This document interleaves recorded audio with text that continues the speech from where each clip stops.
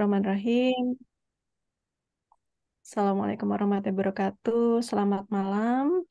Yang terhormat Waalaikumsalam. ada Bapak Dr. Denny Gustiawan sebagai dosen praktisi yang pada malam hari ini alhamdulillah berkesempatan dan berkenan hadir untuk bersama-sama melanjutkan diskusi kita untuk mata kuliah perilaku organisasi.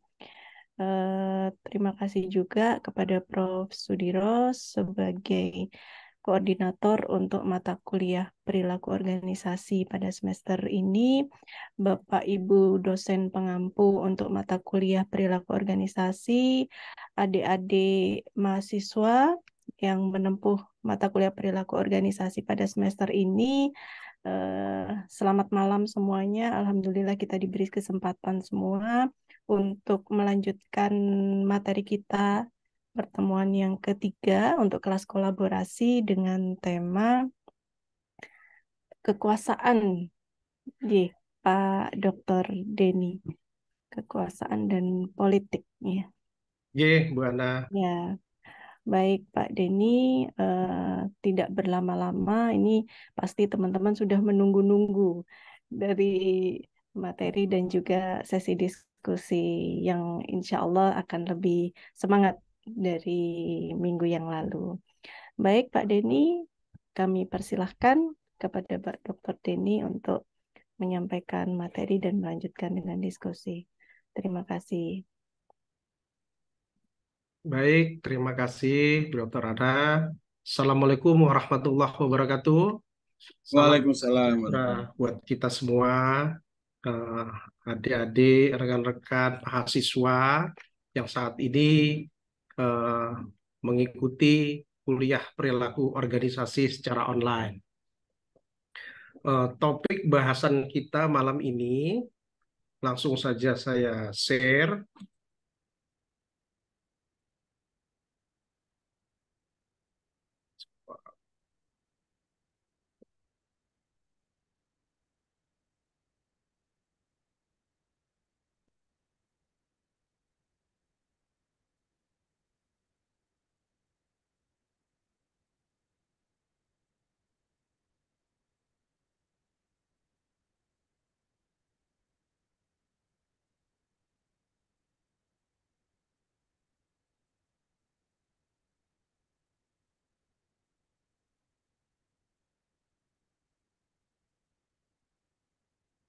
Apa sudah tampak? Mohon maaf. Ampun. Sudah? Ampun, alhamdulillah. Ya, eh, rekan-rekan mahasiswa, malam ini kita membahas sekaligus sharing session mengenai kekuasaan dan politik dalam organisasi. Eh, Kekuasaan dan politik itu ada di mana saja, bukan hanya di organisasi. Eh, di setiap kehidupan kita, kita bertemu dengan kekuasaan, kita bertemu dengan politik, ya, yang mana hal ini sudah tidak asing lagi bagi rekan-rekan mahasiswa. Mungkin yang perlu dikaji lebih dalam adalah bagaimana kekuasaan dan politik itu sendiri di dalam sebuah organisasi atau perusahaan. Hal ini sangat penting karena rekan-rekan mahasiswa nanti akan memasuki dunia kerja, yang mana memasuki dunia kerja tidak terlepas dari adanya kekuasaan dan politik yang bersinggungan dengan kita semua sebagai orang yang berada di dalam sebuah perusahaan. Baik, kekuasaan. Kekuasaan menurut Beaver dikatakan adalah kemampuan untuk memengaruhi perilaku seseorang, ya, atau juga grup gitu ya, mengubah peristiwa, mengatasi perlawanan, dan untuk meminta orang melakukan sesuatu yang tidak ingin mereka lakukan. Nah, berdasarkan definisi dari kekuasaan ini, pasti rekan-rekan mahasiswa sudah sangat memahami bahwa yang namanya orang yang berkuasa biasanya dia mampu mempengaruhi perilaku orang lain. mampu pula mengubah suatu peristiwa, ya, bahkan mengatasi suatu perlawanan. Dan dengan kekuasaan tersebut, ya, orang tersebut meminta sesuatu yang sebenarnya orang yang diminta itu tidak ingin untuk melakukannya. Nah, jadi seperti saya kemukakan tadi, sebenarnya kekuasaan atau politik ini merupakan bagian keseharian dari kehidupan kita. Selanjutnya, motif kekuasaan. Lutyens mengatakan motif kekuasaan adalah kebutuhan untuk memanipulasi orang dan mempunyai superioritas atas mereka. Nah, setelah kita belajar bahwa ada yang namanya motif kekuasaan, yaitu kebutuhan untuk memanipulasi orang lain dan mempunyai superioritas atas mereka, berarti kita sadar bahwa yang namanya kekuasaan itu mempunyai tanggung jawab yang besar, ya, karena kebutuhan untuk memanipulasi orang lain dan mempunyai superioritas atas orang lain, apabila dijalankan dengan salah, maka kekuasaan yang Anda miliki itu juga salah. Ya, mungkin tidak diridhoi oleh Allah Subhanahu wa taala misalkan, ya. Nah, eh, namun demikian kalau kita baca buku Lutyens, di sana dijabarkan bahwa kekuasaan itu ternyata mempunyai dua motif, dua wajah kekuasaan. Ya. Jadi wajah kekuasaan yang pertama itu adalah wajah kekuasaan personal, di mana orientasinya adalah saya, keakuan gitu ya. Misalnya saya harus tampak baik di depan orang lain, saya harus tampak baik di depan atasan saya agar saya naik jabatan dan lain sebagainya. Nah, Lutan melihat bahwa ternyata wajah kekuasaan personal itu berorientasinya mengacunya ke pribadi orang tersebut, ke sayanya, ke akuannya. Tapi di dalam buku tersebut, di dalam buku juga Lutan juga mengatakan bahwa ada juga wajah kekuasaan lain selain wajah kekuasaan personal, yaitu wajah kekuasaan sosial. Apa itu wajah kekuasaan sosial? Wajah kekuasaan sosial itu berorientasinya kepada kita. Gitu. Nah, ini lebih baik umumnya. Karena orientasinya bukan lagi keakuan, ke saya gitu ya, tapi juga ke kita. Nah, biasanya wajah kekuasaan sosial ini untuk menggerakkan orang, ya, untuk mencapai tujuan tertentu, untuk mengambil inisiatif misalkan, atau memberi perasaan kuat terhadap orang-orang yang dia pimpin seperti itu. Next, kekuasaan juga mempunyai klasifikasi gitu ya. Jadi ada beberapa klasifikasi kekuasaan yang dipelajari di dalam perilaku organisasi.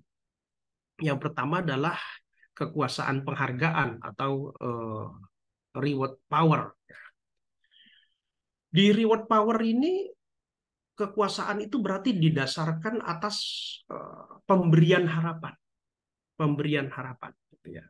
Jadi ada harapan-harapan yang disampaikan di sana sehingga orang tersebut memiliki kekuasaan, ya, reward power gitu ya. Jadi kalau saya jadi kades, saya akan belikan Anda sebuah sapi, seekor sapi misalkan seperti itu. Kalau saya jadi Pak Lurah, saya akan mengaspal jalan gitu ya. Jadi ada kekuasaan penghargaan di sana. Nah, kekuasaan-kekuasaan ini berdasarkan pada pemberian harapan, ya. Nah, dan kita tahulah di era-era apa namanya kampanye biasanya hal ini terjadi.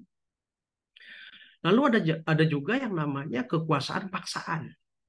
Kekuasaan paksaan atau kursi power. Kekuasaan paksaan ini biasanya atau bersandarkan atau didasarkan rasa takut gitu ya. Rasa takut karena seseorang ini sangat menakutkan gitu ya. Sangat luar biasa menakutkannya sehingga dia memiliki kekuasaan gitu. Kekuasaan ini kekuasaan paksaan gitu ya.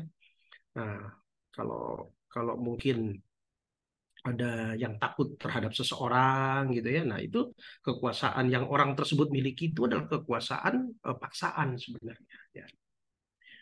Lalu hal ketiga ada yang namanya kekuasaan legal. Kekuasaan legal ya, kekuasaan yang eh, legitimate power ini kekuasaan yang berdasarkan pada hierarki keorganisasian gitu.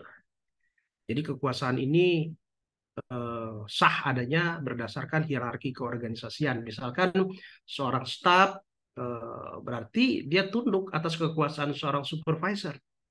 Seorang supervisor, wah dia tunduk atas kekuasaan seorang asisten manajer. Asisten manajer dia tunduk atas kekuasaan seorang manajer dan terus seperti itu. Nah, ini legal, ini sah adanya, bahkan di dalam hierarki struktur organisasi ini digunakan di dalam sebuah organisasi.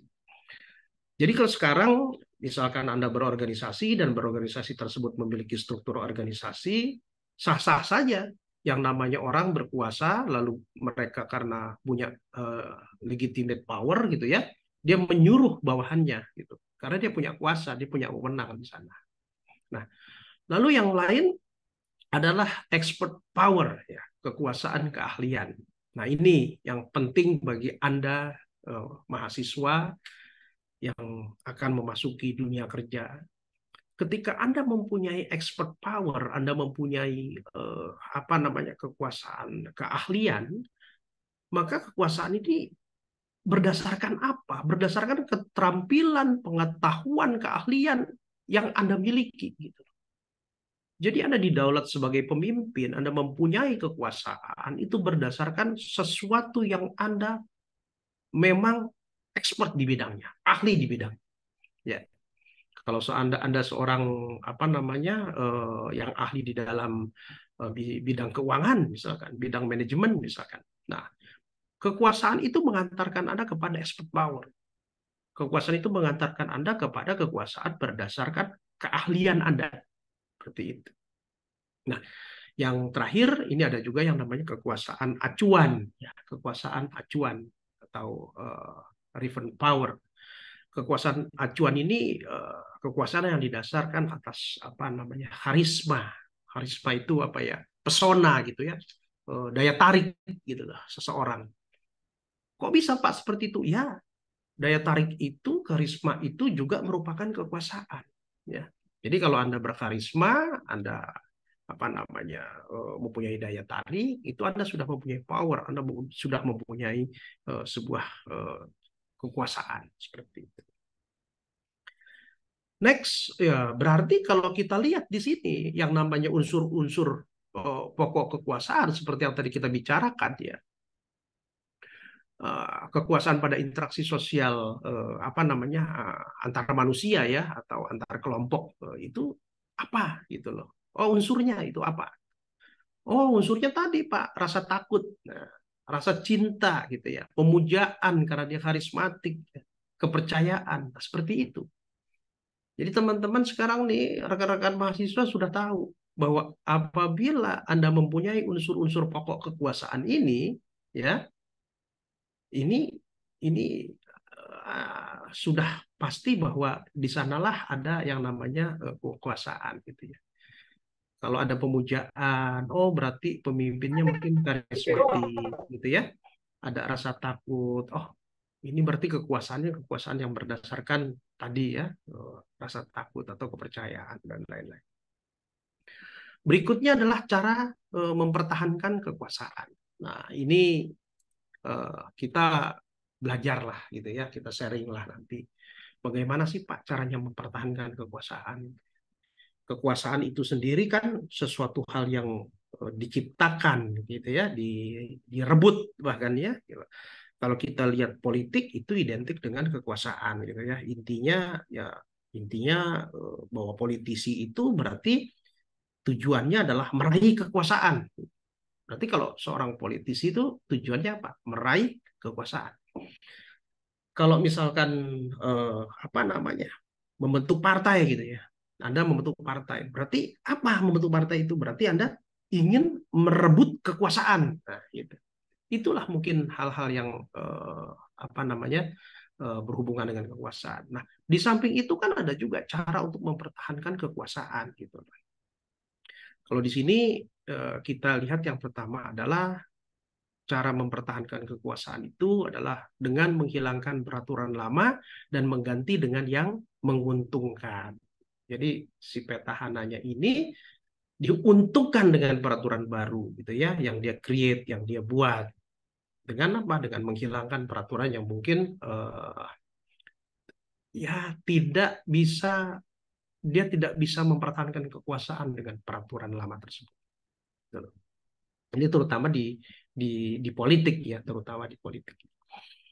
Eh, Kalau di perusahaan bagaimana Pak? Kalau di perusahaan ada juga yang seperti itu, tapi biasanya kalau di perusahaan itu karena segala sesuatunya berdasarkan standar-standar tertentu gitu ya, seperti apa namanya SOP, peraturan perusahaan, dan juga ada eh, apa namanya serikat gitu ya, apa union, serikat buruh gitu ya, itu juga harus hati-hati. Itu nggak nggak asal ya, yang namanya menghilangkan peraturan lama lalu menggantinya dengan yang menguntungkan. Yang kedua, mengadakan sistem kepercayaan atau belief system. Nah, di sini berarti petahana itu apa ya? Dia dia mengadakan suatu sistem di mana sistem itu dipercaya mempengaruhi jalan kehidupan atau kekuasaan dari petahananya dia, gitu loh. Jadi dia membuat suatu yang mempengaruhi jalan kehidupan agar kekuasaannya langgeng seperti itu, kurang lebih seperti itu. Yang berikutnya pasti mereka juga menerapkan suatu administrasi dan birokrasi yang baik ya, karena yang namanya kekuasaan itu juga ada faktor tanggung jawab, ada faktor apa, ada monitoring juga di sana. Pasti mereka akan menjalankan administrasi dan birokrasi yang baik. Berikutnya adalah mengadakan konsolidasi horizontal dan vertikal. Nah, ini yang penting. Jadi, rekan-rekan mahasiswa, ketika Anda berkonsolidasi, intinya Anda memperkuat hubungan atau persatuan. Hubungan atau persatuan itu tidak hanya dengan rekan sejawat, tetapi juga dengan atasan dan bawahan. Jadi konsolidasinya itu secara horizontal dan juga vertikal ya, seperti itu. Nah, ini cara-cara untuk mempertahankan sebuah kekuasaan. Berikutnya penelitian sehubungan dengan kekuasaan. Ini saya hanya ambil dari apa namanya jurnal gitu ya. Ketika saya mempelajari tentang kekuasaan, saya tertarik nih dengan Daniel Gregers nih, tahun 2014 ya, Daniel et al. Ini dia mengemukakan bahwa kekuasaan adalah dasar untuk semua hubungan. Jadi kekuasaan adalah dasar untuk semua hubungan.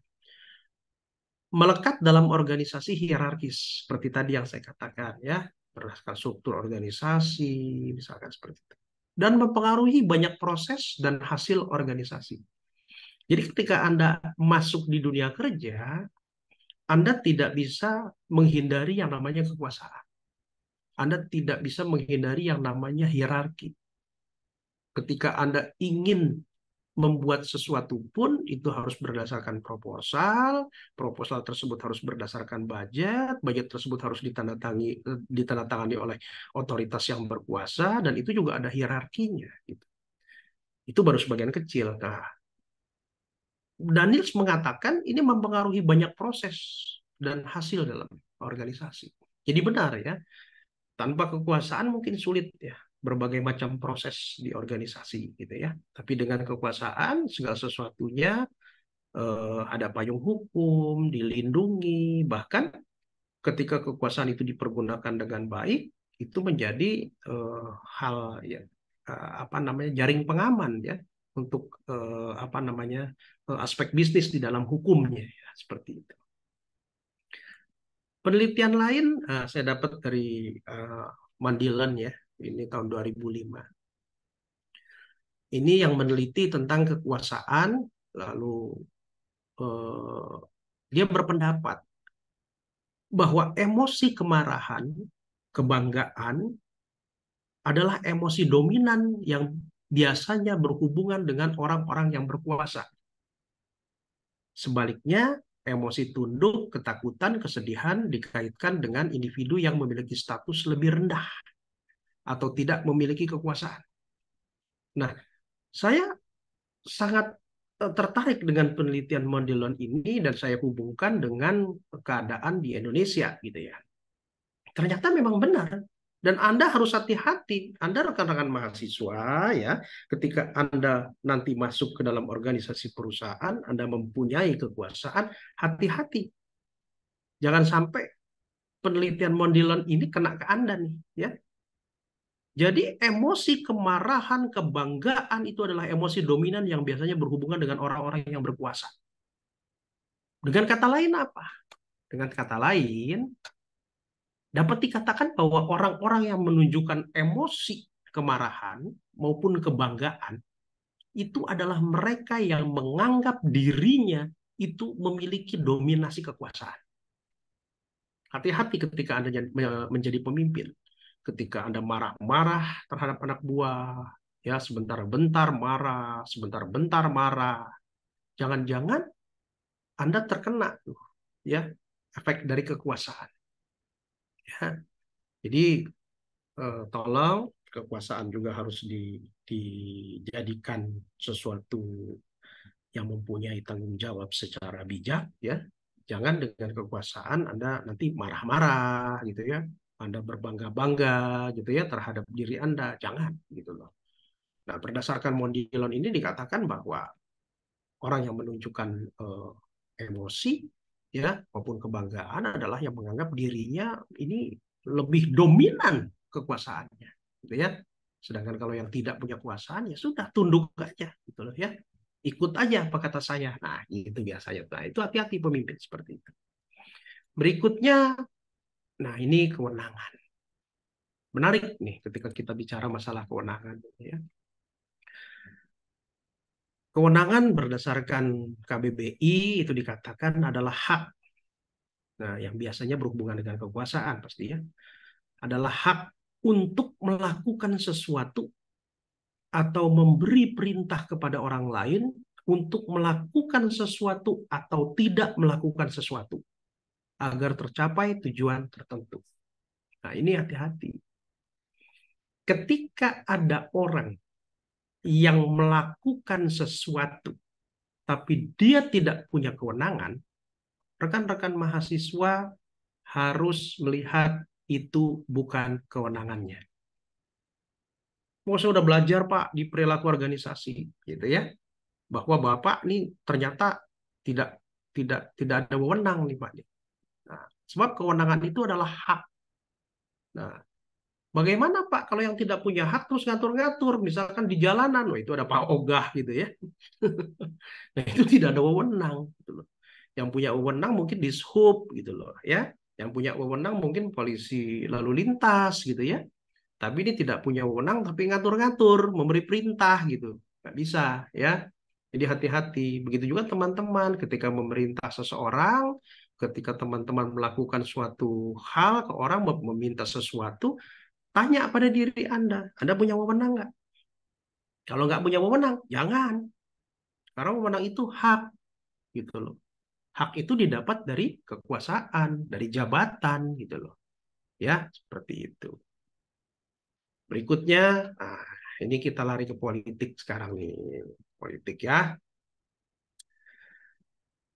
Ini ada Fever yang mengatakan politik adalah aktivitas dengan mempergunakan kekuasaan yang dilakukan dengan cara tidak rasional. Ada garis bawah nih, ya. Ada garis bawahi tidak rasional. Yang sengaja dilakukan untuk mempermudah mendapatkan keinginan dan kepentingan. Jadi sekarang rekan-rekan mahasiswa tahu bahwa politik adalah aktivitas dengan menggunakan kekuasaan yang dilakukan dengan cara tidak rasional. Kalau yang rasional gimana, Pak? Ya bukan politik. Ya, ya bukan politik. Jadi kalau aktivitas yang menggunakan kekuasaan yang dilakukan dengan cara yang rasional, itu tidak disebut politik, tidak disebut politik. Ya, cara apa namanya rasional itu adalah cara-cara formal ya, yang diakui oleh organisasi. Kalau ada orang yang sudah bertindak dengan cara-cara irasional, ya, tidak dengan rasional, dia sudah main politik. Karena kalau dia main politik, kalau tidak main politik, ya, kalau tidak main politik, dia mengikuti cara-cara formal yang sudah ditentukan, yang sudah diakui oleh organisasi, ya, seperti itu. Nah, jadi mulai tahu nih sekarang apa itu politik. Nah, strategi politik untuk mendapatkan kekuasaan dalam organisasi. Menarik ini. Rekan-rekan mahasiswa harus mendalami ini semua. Ketika Anda memasuki dunia kerja, mau tidak mau, suka tidak suka, ini modal Anda. Tapi jangan dipergunakan untuk hal-hal buruk gitu ya. Ya, Pak Denny tidak mengajarkan hal-hal buruk gitu ya. Ya, jadi strategi politik untuk mendapatkan kekuasaan antara lain adalah menerima nasihat. Kalau Anda menerima nasihat, pasti Anda menjadi orang yang menurut norma Anda baik. Ya, attitude behavior Anda dianggap baik. Anda dianggap orang baik. Karena apa? Anda menerima nasihat. Ya, ingat ya, ini strategi politik loh untuk mendapatkan kekuasaan. Jadi intinya rekan-rekan mahasiswa ketika ada di organisasi, terima dulu nasihat. Terima nasihat. Apalagi ingat tadi, wewenang tadi ya. Dia berhak loh memberikan Anda nasihat karena dia memiliki kewenangan. Hati-hati ya. Nah, ketika Anda sudah menerima nasihat, itu modal Anda untuk mendapatkan kekuasaan. Lalu mempertahankan kemampuan manuver. Nah, di dalam kegiatan berorganisasi itu juga ada ya. Mempertahankan kemampuan manuver Anda bagaimana. Manuver-manuver apa yang Anda buat gitu. Tapi ingat, yang positif ya. Ingat, yang namanya pelajaran, yang namanya mata kuliah, ini kita selalu berbicara masalah norma-norma positif gitu ya. Lalu mengembangkan keterbatasan komunikasi. Hati-hati ya. Komunikasi itu hal penting dalam organisasi. Jadi ketika Anda ingin kekuasaan di dalam organisasi, Anda mengembangkan keterbatasan komunikasi. Kalau komunikasi tersebut bukan untuk orang yang berhak, jangan diberikan. Tapi apabila memang terhadap orang yang berhak, Anda berikan. Komunikasi itu apa namanya ya, hal terpenting di dalam organisasi. Jadi hati-hati terhadap yang namanya komunikasi. Lalu menunjukkan kepercayaan diri. Ya, udah pasti. Kalau Anda nggak pede, kenapa Anda diangkat dari satu jabatan ke jabatan lain? Nggak bisa. Ya, nggak bisa. Anda tidak akan mendapatkan apa namanya kekuasaan. Anda harus pede, Anda harus yakin, Anda harus punya efikasi gitu ya. Anda juga harus merasa bahwa Anda juga kompeten di sana gitu loh. Ingat yang pernah saya katakan AMO ya. Jadi ada ability, motivation, dan opportunity. Tiga hal ini penting. Tiga hal ini penting. Ketika Anda punya motivasi saja, lalu ada opportunity, ternyata Anda nggak punya ability, nggak punya kemampuan, Anda gagal. Ketika Anda punya motivasi, punya ability, tapi ternyata nggak ada opportunity di sana. Wah, jadi pengangguran, gitu kan? Nggak ada opportunity, nggak ada yang mempekerjakan Anda.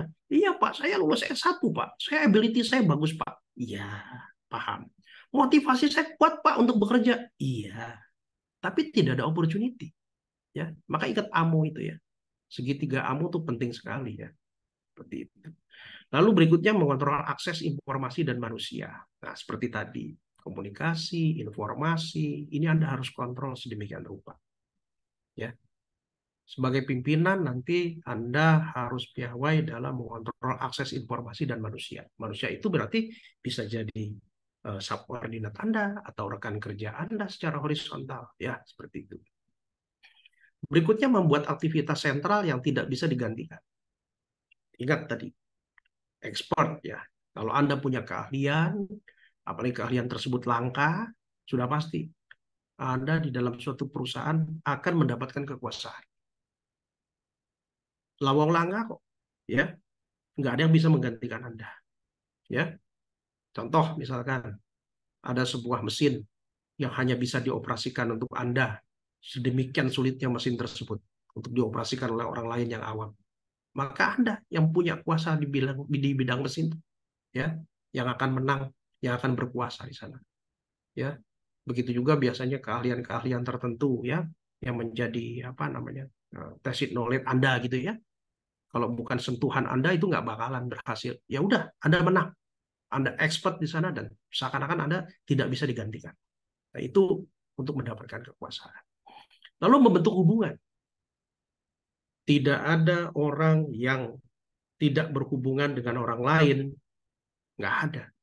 Semua harus berhubungan dengan orang lain, apalagi di dalam sebuah organisasi, ya. Jadi ketika Anda membentuk hubungan, itu sudah modal bagi Anda untuk mendapatkan kekuasaan di dalam organisasi, ya.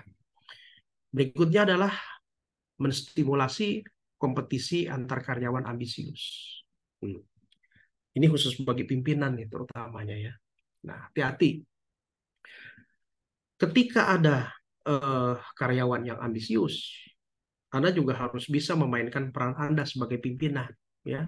Bagaimana Anda mendapatkan kekuasaan dengan mempekerjakan orang-orang yang ambisius tersebut, ya. Bagaimana Anda melakukan segala sesuatu hal yang positif untuk keberhasilan tujuan Anda, kinerja departemen Anda, bahkan kinerja perusahaan Anda. Anda bisa menstimulasi kompetisi antar karyawan ambisius tersebut. Ya, seperti itu. Berikutnya adalah menetralkan pihak oposisi. Mau tidak mau, suka tidak suka, dimanapun kita berada, ada yang suka dan tidak suka dengan kita, ada yang suka dan tidak suka dengan gaya kepemimpinan kita, ada yang suka, ada yang tidak suka dengan cara-cara yang kita buat. Nah, tugas Anda adalah menetralkan pihak oposisi. Ya, ada peribahasa, kalau Anda tidak bisa flight, ya Anda harus hug mereka gitu. Anda tidak bisa pergi, ya tidak bisa apa-apa, ya Anda harus rangkul mereka. Nah, ini menetralkan pihak oposisi, Anda merangkul mereka, Anda ajak mereka berkolaborasi dengan win-win tentunya gitu, ya. Tidak menzolimi, ya, kita win-win, tidak memanfaatkan gitu, ya. Nah, ini adalah dasar-dasar untuk mendapatkan kekuasaan. Apalagi masih banyak, ya, masih banyak. Membuat strategi pemindahan, ya. Bagi pimpinan perusahaan yang memang bisa bekerja sama dengan orang yang menjadi subordinatnya, syukurilah. Tapi bagaimana kalau orang tersebut tidak bisa bekerja sama dengan Anda? Buat strategi pemindahan. Buat strategi pemindahan. Tujuannya bukan untuk menzolimi, tetapi mungkin saja dia tidak cocok di departemen Anda. Mungkin saja dia tidak cocok berkolaborasi dengan Anda. Ya, jangan paksakan orang tersebut ada di dalam departemen Anda, organisasi Anda, seperti itu. Berikutnya adalah mengubah yang tidak berkomitmen menjadi berkomitmen. Disinilah letaknya kekuasaan. Ketika Anda bisa merubah seseorang, ya, itu adalah kepiawaian Anda dalam menggunakan kekuasaan, ya. Apalagi meminta seseorang untuk melakukan apa yang tidak dia inginkan untuk melakukannya, ya. Penting, penting, ya. Karena Anda kan sebagai pimpinan perusahaan. Kalau Anda sebagai pimpinan perusahaan cuma mengandalkan keinginan anak-anak buah Anda, nggak bisa seperti itu, ya. Ingat, kita bukan menzolimi, tetapi kita mengarahkan, ya, mengubah yang tidak berkomitmen menjadi berkomitmen. Untuk apa? Untuk kepentingan organisasi, ya, seperti itu. Dan juga ada juga faktor kekuasaan di sana. Berikutnya membentuk koalisi yang menguntungkan. Dimanapun, ya, seperti partai politik pun mengadakan koalisi. Begitu juga dengan dunia kerja. Tidak dipungkiri bahwa di dalam dunia kerja pun ada koalisi-koalisi, ya. Tapi koalisi itu harus yang menguntungkan. Kalau bisa menguntungkannya win-win buat orang yang Anda ajak berkoalisi, ya. Ingat, kekuasaan itu Anda gunakan dalam organisasi untuk suatu tujuan tertentu, dan tujuan tertentu itu hendaknya positif, ya, hasilnya adalah performa yang baik dan untuk mencapai tujuan perusahaan. Lalu mengembangkan keahlian. Nah, bagi teman-teman yang memang mempunyai keahlian khusus, berbahagialah. Karena Anda sudah mendapatkan kekuasaan tadi kan, seperti awal katakan. Yang belum bagaimana Pak? Kembangkan keahlian. Kembangkan keahlian. Kalau perlu keahlian yang langka, ya, yang orang lain juga tidak punya. Tapi kalau Anda menjadi orang rata-rata, ya Anda juga akan mendapatkan apa namanya job title yang rata-rata. Ya, ini penting sekali. Saya memotivasi Anda untuk mengembangkan keahlian Anda, kalau bisa keahlian yang luar biasa yang orang lain tidak miliki, untuk Anda mendapatkan kekuasaan dalam organisasi. Ya. Lalu berikutnya, membentuk orang yang ahli di bidangnya. Anda mempunyai subordinat, Anda mempunyai bawahan. Anda harus membentuk orang-orang yang ahli di bidang. Ya, jadi ingat, yang namanya organisasi perusahaan itu terdiri dari orang-orang expert, ya, yang harus paham betul dan ahli betul di bidangnya. Kalau tidak, perusahaan tersebut akan hancur. Ya, lalu mengusahakan imbal balik. Ingat, imbal balik juga imbal balik yang positif, ya, yang win-win gitu, ya, yang sama-sama menguntungkan. Lalu riset data untuk mendukung cara pandang seseorang. Kita tidak bisa menyalahkan seseorang atas pandangannya, nggak bisa. Seseorang punya persepsi sendiri-sendiri, ya. Karyawan punya persepsi sendiri-sendiri, gitu ya. Semuanya punya persepsi, gitu ya. Punya sudut pandang, ya. Nah, tapi Anda sebagai pimpinan seyogianya meriset data untuk melihat mengapa karyawan Anda, mengapa subordinat Anda atau rekan kerja Anda mempunyai sudut pandang demikian. Apa latar belakangnya? Ya, ini adalah salah satu cara, ya, untuk mendapatkan kekuasaan, gitu ya. Lalu melarang komunikasi dengan tujuan yang baik. Ingat, komunikasi itu tadi saya katakan penting dalam sebuah perusahaan. Tapi komunikasi bukan sembarangan komunikasi. Hanya komunikasi hal-hal yang bersifat rahasia, ya, itu hanya untuk ditujukan kepada orang-orang tertentu, bukan untuk diumbar, ya. Nah, inilah jadi metodenya ketika Anda nanti bekerja, nggak usah yang namanya Anda eh, komunikasi ke sana, komunikasi ke sini, biasanya begini, tapi jangan bilang siapa-siapa, ya. Nah, itu nggak bisa seperti itu. Ingat, teman juga punya teman, gitu ya. Apalagi yang namanya rahasia perusahaan. Karena di balik informasi itu ada kekuasaan, ya. Itu harus hati-hati. Berikutnya, yang terakhir adalah menghindari perselisihan yang tidak berguna. Jangan deh, ya. Jangan. Anda tidak boleh like or dislike terhadap rekan kerja Anda, pimpinan Anda, ya, rekan sejawat Anda, atau subordinat Anda. Nggak perlu, ya. Kalau memang sudah keterlaluan, ya buat strategi pemindahan seperti yang tadi saya katakan yang di awal, ya. Ya, tidak ada yang namanya perselisihan dalam organisasi. Itu akan berakibat buruk, ya. Hal-hal yang menyangkut perselisihan, apalagi bersifat nanti destruktif terhadap organisasi, itu lebih baik eh, dihilangkan dari organisasi. Berikutnya, mengatasi dampak politik dalam organisasi. Nah, ingat, segala sesuatu ada konsekuensinya. Ketika Anda bicara tadi politik dalam organisasi, ternyata ada dampaknya, ya. Iya, ada dampaknya, ya. Nah, bagaimana cara kita mengatasi dampak politik dalam organisasi ini? Yang pertama adalah tetap mempertahankan keterbukaan komunikasi. Keterbukaan ya, keterbukaan komunikasi. Jadi kalau saya ingat ya, namanya teori integratif ya, itu dari Richard Ferres ya, Richard Ferres ya. Itu menyatakan bahwa apa namanya salah satu hal penting dalam organisasi adalah komunikasi dan informasi. Jadi hati-hati ketika Anda eh, juga terbuka secara komunikasi. Ya, Anda baik ya, tetap mempertahankan keterbukaan komunikasi, tetapi hati-hati dalam hal keterbukaan komunikasi. Berikutnya adalah aturan etika dan moralitas perilaku non politik.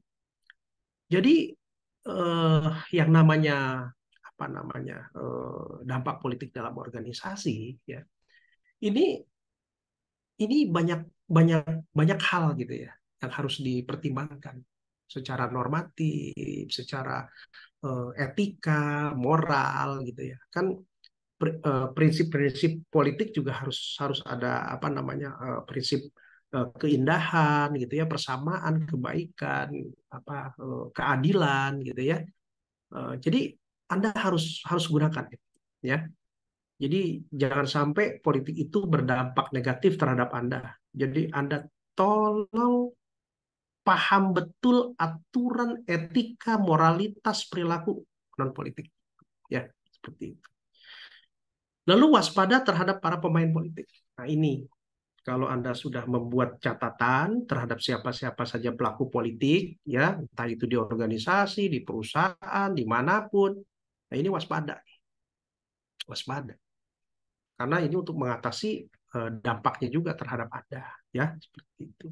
Berikutnya adalah melindungi privasi individu. Nah, saya teringat gini ya, ketika orang turut campur terhadap permasalahan atau kehidupan orang lain, ya, itu akan banyak destruktifnya, itu akan banyak apa namanya hal-hal yang buruk, ya. Tapi dengan melindungi privasi individu, itu Anda akan baik. Biarkan itu menjadi ranah si individu tersebut. Mungkin itu bukan urusan Anda, mungkin itu bukan bukan tupoksi Anda. Ya silakan, gitu ya. Jadi tolong pertahankan privasi tersebut. Yang terakhir, selalu menggunakan penilaian adilkah ini? Ini fair nggak sih? Adil nggak sih? Adil itu berarti baik buat kita ataupun buat orang lain. Ya, ya kalau kalau di sila sila kedua tuh manusia yang adil dan beradab ya, makanya itu ya, selain adil Anda juga harus beradab gitu loh. Kalau hanya Anda adil saja, adil itu juga nggak bisa kalau tanpa beradab gitu ya. Jadi Anda adil dan beradab. Nah, paling tidak itu ya hal-hal yang yang yang kita bahas di malam ini, bahasan singkat. Nanti sesi selanjutnya mungkin kita sharing session atau tanya jawab, atau setelah ini mungkin ada tim yang akan memaparkan tentang studi kasus yang saya berikan. Ya, baik, demikian dari saya kembalikan kepada Bu Dokter Ana. Terima kasih. Baik, terima kasih Pak Dr. Denny atas eh, penyampaian materi yang luar biasa terkait dengan kekuasaan dan politik. Ada beberapa poin tadi yang sudah disampaikan oleh Pak Dr. Denny terkait dengan kekuasaan, unsur-unsur kekuasaan, lalu bagaimana kewenangan sampai pada strategi politik kekuasaan. Baik, eh, memasuki sesi selanjutnya. Silakan untuk adik-adik mahasiswa yang Mohon maaf, Ibu Ana ya. ya, Prof. Ya, saya menugaskan pada mahasiswa yang membahas kasus. Silakan Oh, kelompok BE ya. kasus dulu nih, Prof. Ya, Berarti ya nanti biar biar ditutaskan. Prof. Oke. Silakan. Saya Siapa Mas Dede? Silakan. Saya izin share screen ya, Bapak dan Ibu. Silakan, silakan. Silakan, silakan.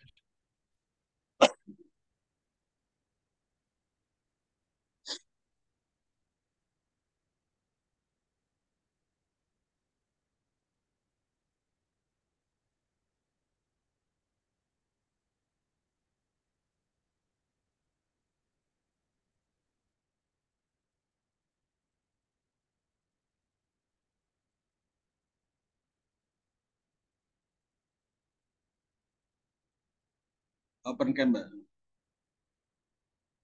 Oke.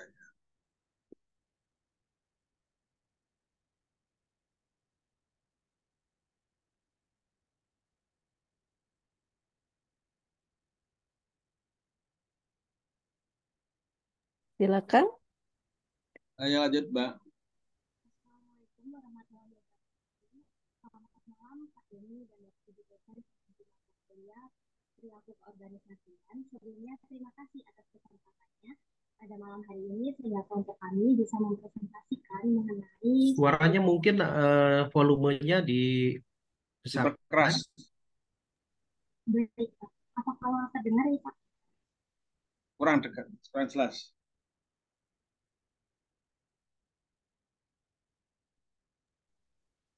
Sudah Pak. Iya. Baik, mohon maaf saya ulangi. Assalamualaikum warahmatullahi wabarakatuh. Selamat malam Pak Deni dan Bapak Ibu dosen pengampu mata kuliah perilaku keorganisasian. Sebelumnya terima kasih atas kesempatannya pada malam hari ini sehingga kelompok kami bisa mempresentasikan mengenai studi kasus pada bab kekuasaan dan politik. Perkenalkan, nama saya Nanda Ayu Pustika dengan NIM belakang 028 dan rekan Saya Andina Nadia dengan NIM belakang 007. baik, next.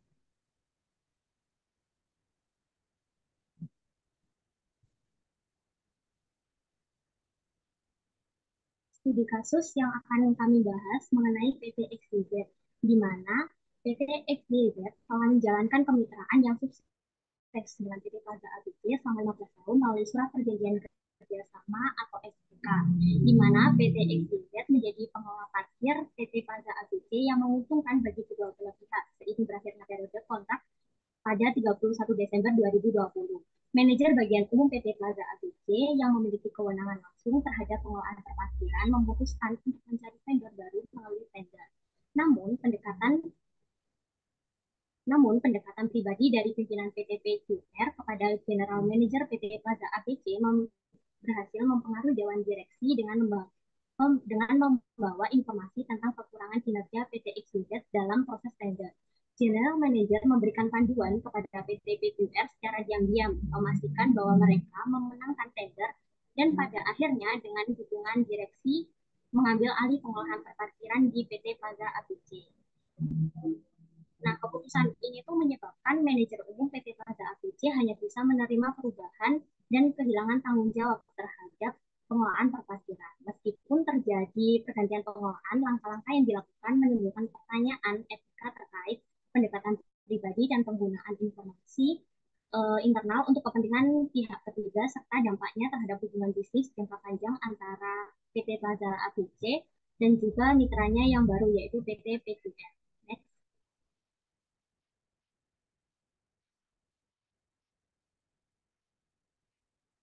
Dari studi kasus sebelumnya, maka diperoleh latar belakang permasalahan terkait dengan muncul ketika berakhirnya kontrak PT XYZ mengelola parkir di PT Plaza ABC selama 15 tahun dengan kesepakatan bagi hasil yang menguntungkan. Dalam upaya mendapatkan kontrak baru, PT PQR memanfaatkan pendekatan pribadi dengan General Manager di PT Plaza ABC yang tidak berwenang dalam urusan pengelolaan parkir, namun memiliki kedekatan dengan direksi. Nah, General Manager dengan diam-diam itu mempengaruhi Dewan Direksi dengan mencari kekurangan kinerja PT XYZ selama periode kontrak. Dengan bantuan General Manager dan salah satu direksi, akhirnya PT PQR memenangkan tender dan mengambil alih pengelolaan parkir. Sementara General Manager PT Plaza ABC juga mengambil alih bidang perparkiran di perusahaan tersebut. Hal ini membuat manajer umum PT Plaza ABC kehilangan tanggung jawab terhadap pengelolaan parkirnya.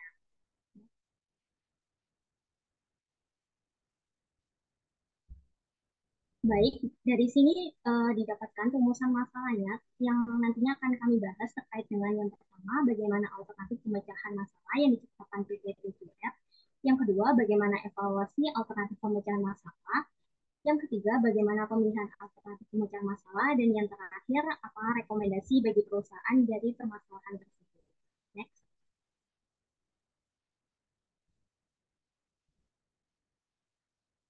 Baik, di sini ada alternatif pemecahan masalah yang eh, kami berikan. Yang pertama itu terkait dengan meningkatkan transparansi dan etika pada tender. Ini mendorong PT Plaza ABC untuk menyelenggarakan penawaran secara transparan. Hal ini mungkin mengharuskan pihak-pihak yang berkepentingan termasuk pemasok yang pernah bekerja sama sebelumnya untuk mengajukan penawaran yang kompetitif dan adil. Selain itu, juga dilakukan dengan menetapkan pedoman etika yang jelas bagi semua pihak yang terlibat dalam proses penawaran, termasuk membatasi pendekatan individual dan memastikan kepatuhan terhadap prinsip-prinsip prinsip-prinsip bisnis yang adil. Lalu yang kedua, di sini meningkatkan komunikasi dan keterlibatan pihak ketiga. Hal ini dapat dilakukan dengan memastikan komunikasi yang lebih baik antara General Manager dengan Manajer Umum PT Plaza APC agar melibatkan semua pihak dalam pengambilan keputusan sehingga mendapatkan informasi yang jelas dan akurat. Selain itu juga dapat melibatkan pemangku kepentingan termasuk General Manager, Manajer Umum yang bertugas untuk mengatur parkir, dan anggota Dewan Direksi dalam proses pengambilan keputusan strategis seperti pemilihan pemasok atau vendor. Dengan melibatkan pihak ketiga yaitu PT XYZ dan juga PT PQR, diharapkan pemilihan vendor itu didasarkan pada penilaian yang objektif dan juga bebas dari kepentingan pribadi. Untuk mendapatkan akurasi penilaian yang kuat, PT Plaza ABC juga bisa melibatkan ahli independen seperti konsultan untuk menilai tender tersebut. Alternatif yang ketiga yaitu evaluasi kinerja secara terbuka. Ini melibatkan pihak internal untuk melakukan evaluasi terbuka terhadap kinerja PT XYZ dan juga PT Plaza ABC. Hal ini dapat mencakup evaluasi terkait dengan layanan, manfaat, dan juga kontribusi masing-masing pihak selama periode kontrak sebelumnya. Hasil evaluasi itu dapat menjadi dasar pengambilan keputusan lanjutan termasuk dilanjutkan atau tidaknya kerjasama dengan PT XYZ atau membuka peluang untuk vendor yang baru.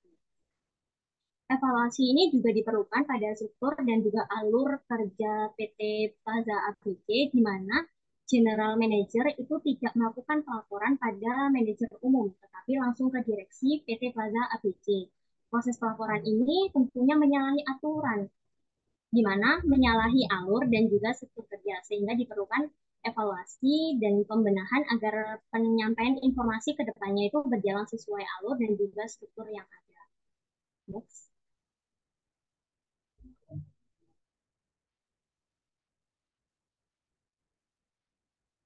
Baik, penjelasan berikutnya akan dijelaskan oleh rekan saya nanti.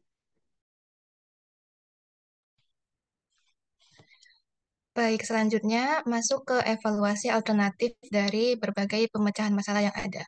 Yang pertama, solusi transparansi dan etika pada tender.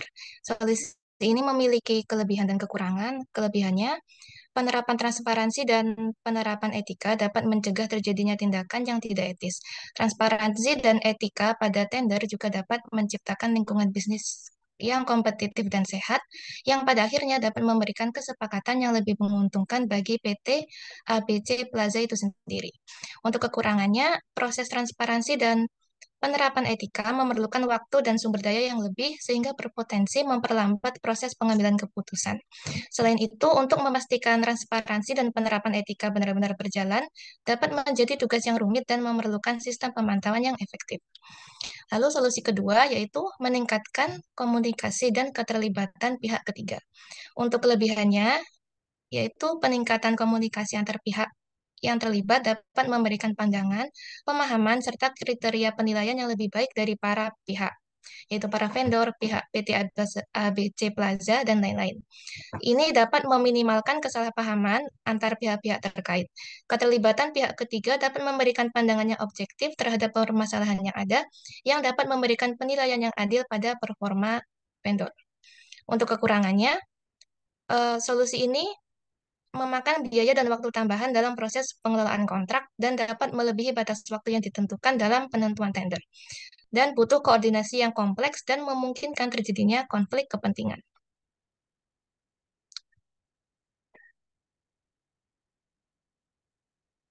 Lalu untuk solusi yang ketiga yaitu evaluasi kinerja secara terbuka. Untuk kelebihannya, evaluasi terbuka dapat memberikan gambaran jelas yang kredibel dan transparan mengenai kinerja vendor dan internal struktur perusahaan, dan hasil evaluasi dapat dijadikan dasar pengambilan keputusan ke depannya. Untuk kekurangannya, evaluasi secara keseluruhan memerlukan banyak sumber daya dengan hasil implementasi yang kompleks. Pihak yang dievaluasi mungkin memiliki resistensi terhadap hasil evaluasi. Resistensi di sini dimaksudkan sebagai sikap negatif yang muncul karena rasa tidak setuju terhadap hasil evaluasi yang diberikan. Selanjutnya ada pemilihan alternatif pemecahan masalah. Evaluasi kinerja secara terbuka adalah alternatif penyelesaian yang kami pilih. Evaluasi kinerja terbuka memberikan penilaian objektif terhadap kinerja calon tender yang akan dipilih PT Plaza ABC sehingga pemilihan dapat berjalan tanpa ketimpangan kebutuhan pribadi dan pengelolaan parkir PT Plaza ABC benar-benar berjalan maksimal. Penyelesaian ini juga sesuai dengan prinsip akuntabilitas dan etika sehingga dapat mencegah adanya tindakan tidak etis selama proses pemilihan vendor. Evaluasi kinerja memberikan peluang untuk mengidentifikasi dan memperbaiki area-area yang memerlukan peningkatan dan menciptakan kesempatan untuk meningkatkan kinerja di masa mendatang. Lalu ada kesimpulan dan rekomendasi. Untuk kesimpulannya, kasus tersebut mencerminkan kompleksitas dinamika politik dan kekuasaan di lingkungan perusahaan. PT XYZ sebagai penyedia layanan pengelolaan parkir menjalin hubungan jangka panjang dengan PT Plaza ABC. Dan ketika mendekati akhir periode perjanjian, manajer bagian umum PT Plaza ABC mengambil langkah untuk mencari vendor baru tanpa melibatkan general manager. Keputusan strategis akhirnya dipengaruhi oleh general manager dengan koneksi langsung ke dewan direksi, yang menghasilkan kemenangan PT PKR dalam tender. Dalam konteks politik dan kekuasaan, peran koneksi personal dan hubungan menjadi poin kunci dalam pengambilan keputusan perusahaan. Pengaruh general manager, meskipun di luar wilayah tanggung jawabnya, mencerminkan kekuatan politik yang mampu mempengaruhi arah strategis perusahaan. Secara keseluruhan, kasus ini menunjukkan bagaimana faktor politik dan kekuasaan memainkan peran penting dalam dinamika organisasi perusahaan. Lalu untuk rekomendasi yang diberikan adalah pelaksanaan politik dan kekuasaan yang sehat di area internal maupun eksternal PT Plaza ABC, beserta pelaksanaan audit internal secara berkala. Pengambilan keputusan yang tidak didasarkan pada penilaian objektif, melainkan berdasarkan pemenuhan kepentingan pribadi yang bersifat subjektif adalah tindakan tidak etis dalam bisnis yang kedepannya akan berdampak negatif baik bagi perusahaan itu sendiri maupun bagi para stakeholders-nya. Sekian presentasi dari kami. Apabila ada tanggapan atau pertanyaan, dipersilahkan. Terima kasih. Baik, mohon izin. Mungkin untuk mengefektifkan waktu dan juga supaya ada kesempatan dari diskusi lebih lanjut, gimana Pak Denny, mungkin ada komentar dari Pak Dr. Denny atau gimana ini?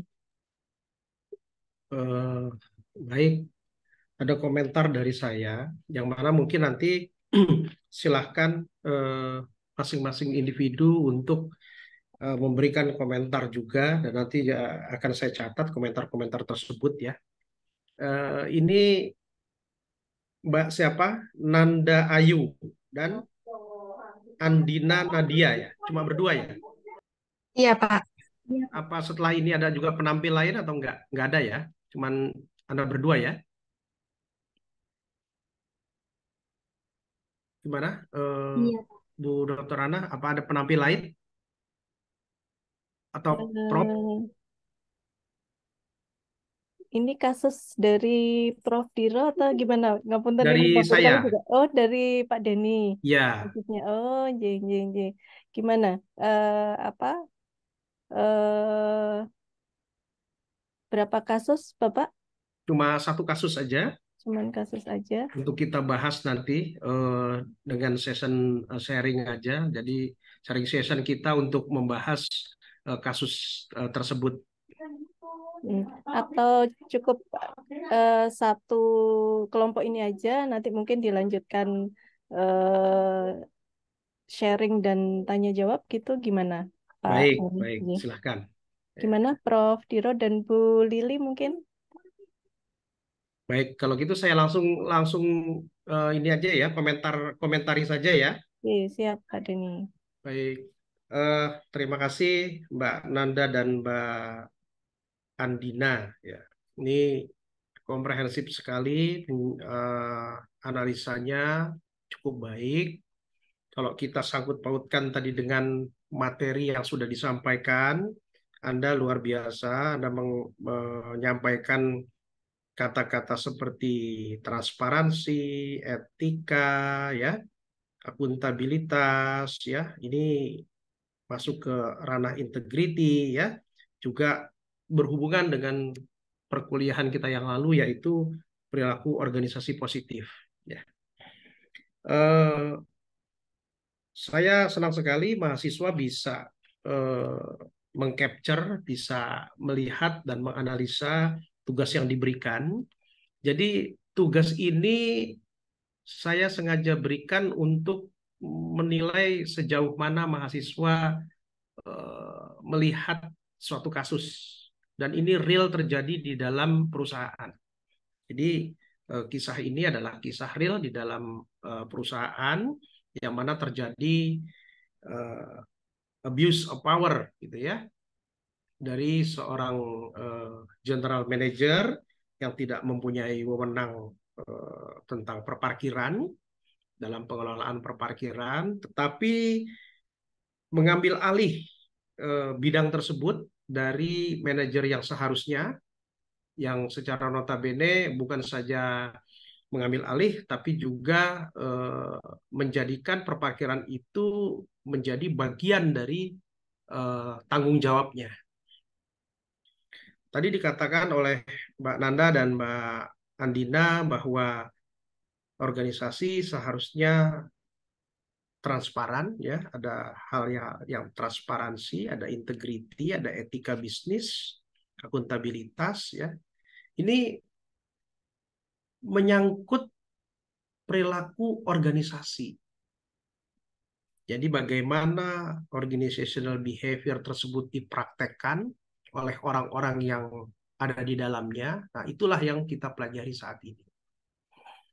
Jadi ketika Anda bicara politik, ada nggak unsur politik di sini? Ada, ya, ada. Tadi dikatakan bahwa politik itu adalah aktivitas yang mempergunakan kekuasaan yang dilakukan dengan cara tidak rasional. Ini bukan cara-cara yang rasional. Ini kalau kita larikan ke kewenangan, kewenangan itu ada tidak dari general manager? Tidak ada. Tapi dia ambil alih dengan cara-cara tidak rasional tadi, karena kedekatannya dengan pucuk pimpinan atau direksi, lalu diambil alihlah tender tersebut dengan dia create sedemikian rupa untuk tender dimenangkan oleh vendor yang dia pilih seperti itu. Nah, ternyata ada ya politik di dalam organisasi. Ada. Dan ini real. Studi kasus ini adalah real gitu ya. Jadi ketika Anda nanti mahasiswa terjun di dalam dunia usaha ya, baik Anda sebagai pimpinan ya atau Anda pemilik dari perusahaan, hati-hati terhadap politik dan kekuasaan di dalam organisasi Anda. Itu pesan moralnya. Dengan kita mempelajari politik dan kekuasaan di malam ini, saya berharap rekan-rekan mahasiswa berhati-hati terhadap politik dan kekuasaan di dalam organisasi perusahaan masing-masing. Ini adalah contoh, ya. Jadi kalau di balik kewenangan tadi ada hak gitu ya, yang biasanya dihubungkan dengan kekuasaan gitu ya, untuk melakukan sesuatu, untuk memerintah gitu ya, untuk untuk apapun. Ini jelas-jelas yang namanya abuse of power. Orang tidak mempunyai wewenang, tidak memiliki hak, tetapi karena kedekatannya dengan pimpinan, dia bisa mengatur seenaknya. Nah, potret apa yang sedang dimainkan gitu, yang sedang diperlihatkan ke orang-orang yang ada di organisasi tersebut? Tentu potret buruk, ya. Kalau organisasi mempunyai behavior, mempunyai perilaku, maka mereka sedang mempertontonkan perilaku organisasi yang buruk. Nah, belajar dari hal-hal demikian, rekan-rekan mahasiswa, ketika Anda berada di dalam organisasi atau perusahaan, tolong ingat untuk cerita ini, jangan sampai terjadi abuse of power, jangan sampai terjadi permainan politik yang luar biasa jatuh menjatuhkan gitu ya di dalam sebuah organisasi. Dan saya berharap bahwa eh, Anda semua sebagai generasi-generasi yang luar biasa gitu ya, itu sudah mulai menggunakan transparansi tadi seperti dikatakan Mbak Nana dan Mbak Andina. Transparansinya gimana? Keterbukaannya bagaimana? Ya, lalu integritinya bagaimana? Etika bisnisnya bagaimana? Tolong itu dipertimbangkan ya. Jangan cuma untuk kepentingan satu dua orang ya, perusahaan mempertontonkan hal-hal buruk ya, mempraktekkan hal-hal buruk. Nah, ini mungkin ulasan dari saya. Saya sangat appreciate terhadap Mbak Nanda dan Mbak Andina. Demikian mungkin Bu Dr. Ana. Baik, terima kasih banyak Bapak atas ulasan yang sudah Pak Dr. Denny berikan kepada adik-adik mahasiswa semua. Baik, Pak Dr. Denny berkenan untuk sampai pukul berapa sehingga kami bisa mengestimasi waktu ketika adik-adik mungkin Ya, ada sesi diskusi pertanyaan. siap sampai jam 8 ya, Bu? Baik, siap, Dokter. Baik, untuk sesi selanjutnya, barangkali dari adik-adik mahasiswa, tentunya pasti ada banyak pertanyaan atau apa ya, mungkin kasus yang pernah dialami atau pernah diamati yang mungkin bisa ditanyakan di kelas ini. Kesempatan yang luar biasa ini ketemu dengan Dr. Denny. Baik, silakan. Silakan dari kelas BA, BB, BC,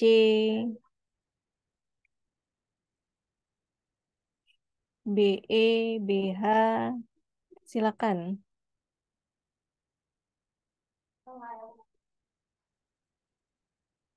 Ayo, terkait dengan kekuasaan dan politik seperti tadi yang sudah disampaikan oleh Pak Denny ya.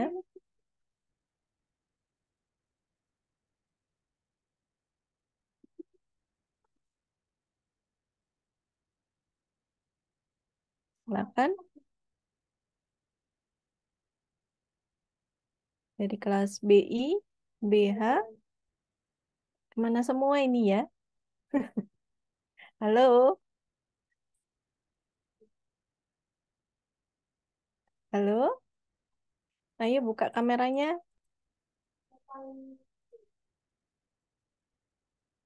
Ya, silakan. Ini Pak Denny sudah ada. Nah, ini Putri Irada bertanya lagi. Baik, Putri Irada disambung dengan Aisyah. Silakan. Baik, terima kasih Ibu atas kesempatannya. Sebelumnya Ya. perkenalkan nama saya Putri Irada Rahmatika dengan NIM terakhir 030 dari kelas BG. Izin bertanya tadi, politik itu kan yang penggunaan kekuasaan yang tidak rasional. Jadi bagaimana agar mencegah adanya politik di dalam organisasi itu sendiri? Kemudian eh, tadi juga disebutkan mengenai integriti ya. Nah, sebagai pemimpin itu bagaimana agar bukan hanya kita yang memiliki integritas, tapi juga seluruh anggota dalam organisasi tersebut bisa menerapkan integritas di organisasi tersebut. Terima kasih. Baik, langsung saya jawab aja kalau gitu. Mbak Putri, selagi organisasi tersebut bersinggungan dengan kekuasaan, maka seperti halnya uang logam yang mempunyai dua sisi keping mata uang gitu ya. Ini mau tidak mau, suka tidak suka akan bersinggungan dengan politik. Berbagai interaksi sosial gitu ya di organisasi perusahaan ya, itu mau tidak mau, suka tidak suka akan selalu bersinggungan dengan politik. Tapi bagaimana caranya kita mensikapi politik tersebut? Ini yang penting dan ini yang kita kaji sedari tadi di kuliah kita di malam ini gitu ya. Jadi kalau memang politik itu tidak bisa dihindarkan, ya mau tidak mau, suka tidak suka, politik tersebut harus diarahkan ke hal-hal yang sekiranya menjadi hal-hal positif bagi perusahaan. Hal-hal positif bagi perusahaan tentu dengan tadi saya katakan membawa perilaku organisasi positif, membentuk organisasi positif, karena sejatinya perusahaan, organisasi sedang memainkan peran, ya, dia sedang mempertontonkan pertunjukannya gitu ya kepada seluruh karyawan yang ada di dalam organisasi tersebut. Lalu bagaimana caranya kalau kita ada di dunia yang seperti itu gitu ya? Rekan-rekan mahasiswa tidak bisa menghindari hal-hal yang memang mutlak ada di dalam suatu organisasi. Ketika ketika Anda nanti bekerja ya, memasuki dunia kerja. Paling tidak Anda tahu tadi ya, dampak politik itu apa saja. Bagaimana cara Anda untuk mensikapinya gitu ya. Karena ini keniscayaan. Yang namanya politik, kekuasaan itu adalah dua keping mata uang. Ya. Jadi dibulak-balik ya dia juga seperti itu. Nah, dengan Anda paham, dengan Anda mengerti bahwa ada dampak politik, ya, itu Anda sudah berhasil untuk mengeliminir agar politik tersebut tidak berdampak buruk terhadap Anda. Ya, cara-caranya seperti apa? Tadi saya sudah jelaskan di awal, ya, seperti itu. Itu mungkin yang harus menjadi pemikiran kita saat ini. Ketika kita berhubungan dengan suatu keniscayaan, mau tidak mau, suka tidak suka, kita akan menemui hal tersebut dimanapun Anda berada, ya. Anda pindah perusahaan pun, perusahaan lain juga belum tentu tidak ada gitu. Karena sekecil apapun politik itu ada. Tugas Anda hanya mengeliminir dampak politik tersebut, atau jangan sampai dampak politiknya itu terkena ke Anda. Lalu bagaimana selanjutnya tadi ya? Nah ini, Mbak Putri tolong jadi role model. Role model dalam artian yang menjadi suri tauladan ya. Kalau Mbak Putri sendiri menjalankan politik tidak berintegritas baik gitu ya, ya Mbak Putri dengan kata lain sedang mempertontonkan hal tersebut ke subordinat Mbak Putri atau ke rekan-rekan Mbak Putri gitu ya. Jadi Mbak Putri seyogianya juga menjadi role model di dalam organisasi. Saya yakin, saya percaya organisasi yang terdiri dari individu-individu yang baik akan membentuk sebuah grup yang baik dan bahkan juga menjadi sebuah perusahaan yang baik seperti itu. Gitu ya, mungkin Mbak Putri ya. Terjawab, Mbak Putri? Terjawab Bapak, terima kasih banyak. Ya, makasih. Selanjutnya, Mbak Aisyah Adi, siapa? Adimah, silakan.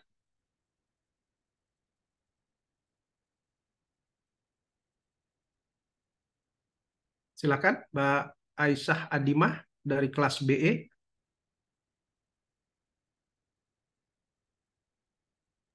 Aisyah, mungkin kita lompat ke Daneta Lompat. dulu aja, Ya, Bapak. Ini. baik. Daneta, silahkan dari Daneta. Baik, terima kasih atas kesempatannya. Apakah suara saya terdengar ya? Ya, jelas, jelas. Terima kasih atas kesempatannya. Perkenalkan, nama saya Daneta dari kelas BG. Izin bertanya, tadi kan sudah dijelaskan mengenai kekuasaan dan juga politik. Nah, pertanyaan saya adalah, apakah orang yang memiliki kekuasaan itu lebih baik apabila kita ini memiliki kekuasaan, lebih baik kita ini menjadi pribadi yang introvert atau extrovert? Dan kemudian pertanyaan selanjutnya adalah, tadi kan juga sudah dijelaskan bahwa kalau kita ingin memiliki kekuasaan, maka kita harus memiliki potensi atau kemampuan yang lebih dari atau kemampuan yang berbeda dari yang lainnya gitu ya. Nah, cara untuk kita mengetahui potensi apa sih sebenarnya dalam diri kita yang unik atau berbeda dari yang lainnya dan itu bermanfaat bagi organisasi, itu bagaimana ya Pak? Terima kasih. Oke, Mbak Daneta. Yang pertama, saya tuh sudah jelaskan tadi di dalam apa namanya strategi politik untuk mendapatkan kekuasaan. Salah satunya adalah membentuk hubungan, gitu ya. Saya tidak mengatakan introvert itu buruk, ya, karena introvert dan ekstrovert juga banyak di perusahaan saya, gitu loh. Tinggal bagaimana mengolah keintrovertan Anda dan keekstrovertan Anda dalam membentuk hubungan. Saya ingat ketika calon general manager dari sebuah perusahaan besar gitu ya, sedang melakukan interview gitu ya, ditanya oleh dewan direksi, apa kelemahan Bapak? Wah, satu kelemahan saya tidak bisa berhubungan dengan orang, saya sulit berhubungan dengan orang. Nah, dewan direksi itu salah satu direktur langsung berdiri dan menjabat tangan. Terima kasih Pak atas waktu interviewnya. Sayangnya perusahaan kami terdiri dari orang, Pak. Jadi kalau Bapak nggak bisa berhubungan dengan orang, Bapak nggak cocok di perusahaan kami. Nah, ini terlepas dari introvert atau extrovert. Intinya Anda berhubungan dengan orang. Kalau Anda sudah berhubungan dengan orang, dan hubungan Anda baik, kekuasaan akan mendekati Anda. Ya, apalagi tadi Anda kolaborasi gitu ya. Anda melakukan hal-hal yang luar biasa gitu ya. Jadi tidak masalah introvert, tidak masalah ekstrovert, tapi bagaimana kita berhubungan dengan orang. Ya, tentu membentuk hubungan juga tidak semudah yang diucapkan gitu loh. Ya, membentuk hubungan juga punya cara-cara sendiri gitu ya. Mungkin di perkuliahan nanti kita how to dealing with people kita bahas seperti itu ya. Ya, ya. Kadang-kadang hubungan itu bukan hanya hubungan secara rekan kerja, tetapi juga hubungan personal ya. Karena biasanya hal-hal konflik-konflik di dalam perusahaan itu tidak hanya diselesaikan melalui hal-hal yang sifatnya formal, tapi juga informal. Lalu apalagi tadi ya pertanyaan Mbak Darita ya. Satu itu, kedua Untuk tahu apa tuh? potensi, Pak Denny. Potensi ya.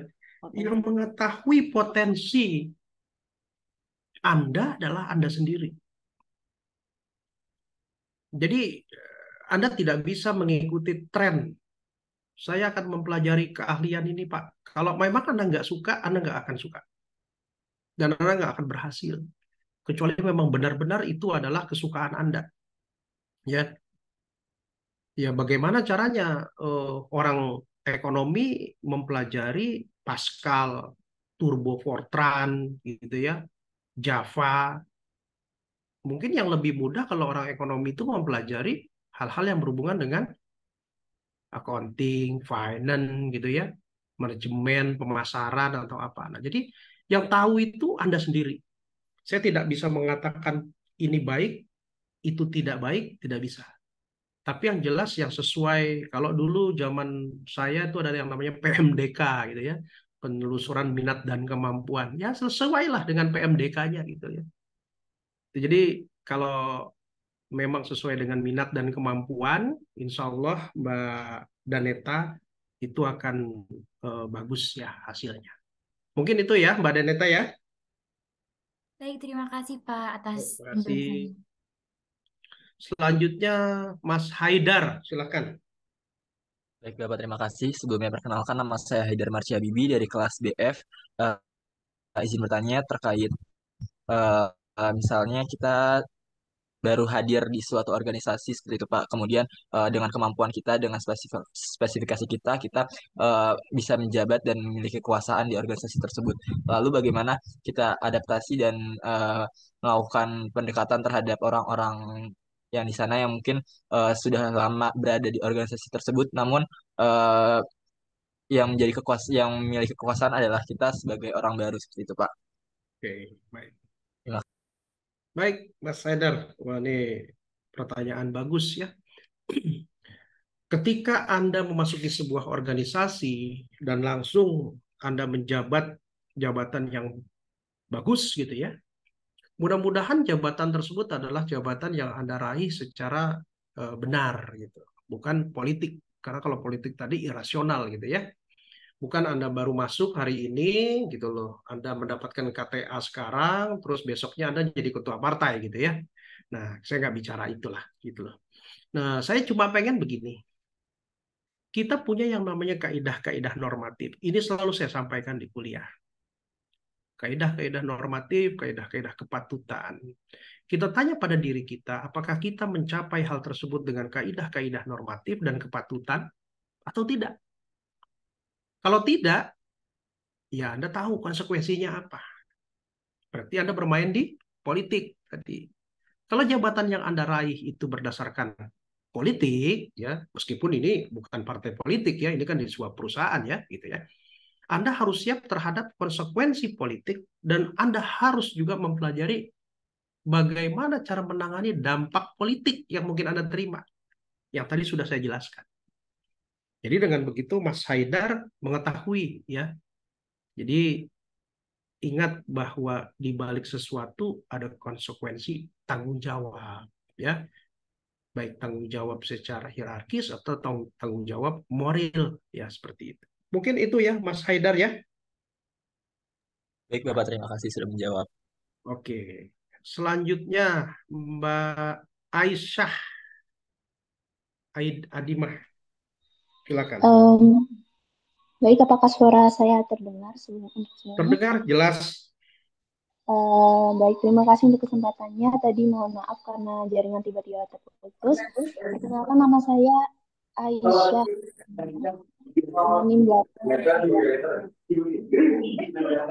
Mas Ariel Fatananda, tolong di mute, makasih. Ya, silakan Mbak Aisyah. Baik, untuk pertanyaannya sendiri, bagaimana jika kita suatu saat berada di perusahaan dan bekerja sebagai karyawan, di mana kami secara tidak sengaja terlibat dengan konflik kepentingan yang berujung negatif? Apakah kami sebagai karyawan itu lebih baik berhenti saja atau justru tetap berada dalam tim tersebut demi keamanan kami Mohon maaf, sebagai kurang karyawan? jelas tadi, diulangi pertanyaannya. Baik, saya ulangi lagi. Bagaimana jika suatu saat kami berada di suatu perusahaan dan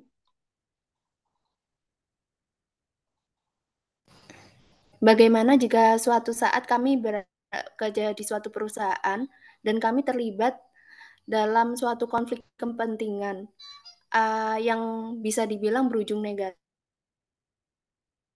Nah, apa yang harus kami lakukan? Apakah kami harus keluar dari perusahaan dan mengganti pekerjaan kami, atau kami mengikuti arus saja? Mas Rifki. Mungkin itu saja. Apakah bisa di Baik, oke. Ya, terima kasih Mbak Aisyah. Konflik. Jadi rekan-rekan mahasiswa, konflik itu bisa terjadi bukan hanya di perusahaan. Dimanapun kita berada bisa saja terjadi konflik ya. Cuma konflik itu apakah mengarah ke hal yang sangat negatif sampai terjadi hal-hal yang melanggar hukum, sampai terjadi hal-hal yang mungkin menghilangkan nyawa gitu ya. Ini harus dicermati. Konflik itu biasa, konflik itu wajar. Dalam organisasi tidak gitu ya. Itu pasti ada konflik. Tapi konflik yang baik adalah konflik yang bisa diselesaikan. Kalau Anda tidak bisa menyelesaikan konflik tersebut, give up, Pak, saya nyerah. Take it or leave it. Saya selalu mengatakan bahwa Andalah yang membuat hidup Anda bahagia atau menderita. Ya. Jadi ketika Anda menyadari bahwa segala sesuatu resikonya lebih besar daripada keuntungannya, Anda kembali lagi ke yang namanya social exchange theory. Tolong dibaca itu ya, teori SET itu ya, teori social exchange theory. Di sana dikatakan manusia itu pada hakikatnya kalau memiliki pemikiran bahwa sebuah hubungan itu kerugiannya atau resikonya itu lebih besar gitu ya daripada manfaatnya, maka orang akan meninggalkan hubungan tersebut. Itu tidak hanya berlaku di organisasi, di semua peri kehidupan seperti itu gitu loh. Karena pada dasarnya kita menganut semacam pertukaran. Kita itu sedang melakukan kegiatan pertukaran. Ya, Anda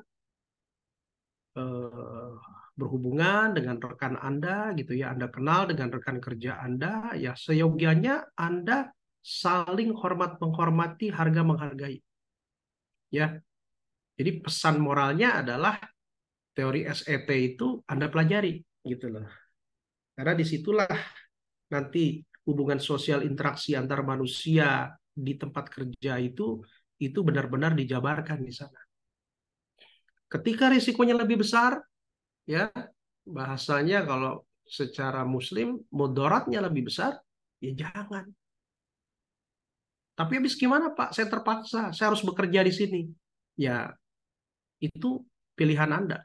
Saya tidak bisa mengatakan take it or leave it gitu loh. Yang bisa menentukan itu adalah Anda. Ya. Tapi umumnya kalau kita melihat lagi kepada teori bahwa apabila risiko tersebut lebih besar dari keuntungan, Anda tinggalkan. Ya, seperti itu. Ya, Mbak Aisyah terjawab ya? Sepertinya permisi Pak. Gimana Bu Dr. Ya, Ana? sudah jam 8 Bapak. Sudah jam 8. Ya. Baik, kita sudahi aja kalau gitu ya. Baik Bapak. Karena waktu juga nih yang memisahkan Ya, kita gitu ya. Sudah waktunya istirahat juga ini Pak. Ya, kasihan yang mau istirahat. Ya. Sepertinya masih banyak nih yang mau nanya gitu ya. Mungkin Dan nanti saya terima kasih banyak terhadap Mbak Nanda, Mbak Andina, Mbak Putri, Mbak Aisyah, Mbak Daneta, Mas Haidar, dan Mbak Aisyah ya atas peran aktifnya dalam kuliah hari ini. Dan sebagai bonus ya, reward kepada Anda, nanti silahkan hubungin nomor saya di 0877 30081972 ya. Ada bonus 100.000 buat Anda masing-masing.